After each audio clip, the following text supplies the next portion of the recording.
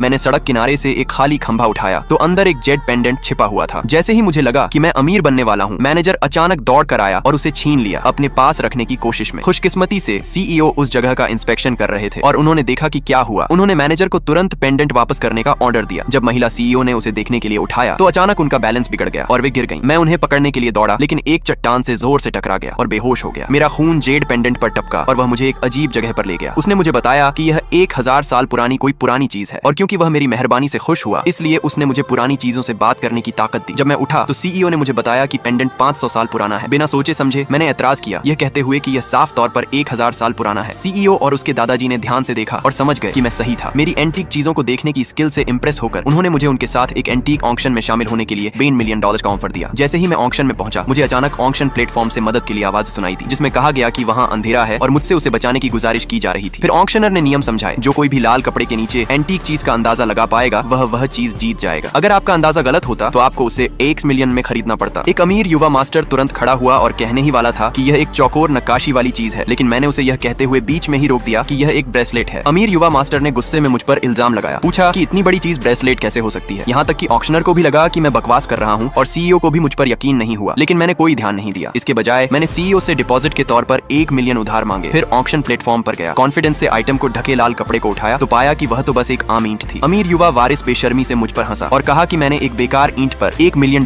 खर्च कर दिए। शर्मिंदा होकर मैंने तुरंत ईंट पर मुझे धोखा देने का इल्जाम लगाया, लेकिन ईंट के साथ बहुत गलत हुआ था और कहा कि मैंने अभी तक उसे बचाया नहीं है। मुझे एहसास हुआ कि वह ईंट के अंदर छिपी हुई है, इसलिए मैंने सबको बताया कि ब्रेसलेट अंदर है। ये देखकर कि मैं अभी भी हार नहीं मान रहा, अमीर युवा मालिक ने मुझसे शर्त लगाई, अगर ईंट के अंदर ब्रेसलेट होगा तो वह उसे 10 गुना कीमत पर खरीदेगा, अगर नहीं तो मुझे उसके सामने घुटने टेकने पड़ेंगे। मैं तुरंत मान गया, फिर जोर से ईंट को फर्श पर पटक दिया। सबको हैरानी हुई, अंदर सच में एक ब्रेसलेट था। एंटीक एक्सपर्ट से जांच के बाद ये कंफर्म हुआ कि ये 2000 साल पुराना जेड ब्रेसलेट है। तभी किसी ने इसे खरीदने के लिए $70 मिलियन का ऑफर दिया, लेकिन मैंने तुरंत मना कर दिया। इसके बजाय मैंने यह अनमोल खजाना सीईओ को दे दिया। जिंदगी खोज का एक लगातार चलने वाला सफर है। दयालुता शायद वैसी ना हो जैसी आप उम्मीद करते हैं, लेकिन यह हमेशा आप तक पहुंच जाए।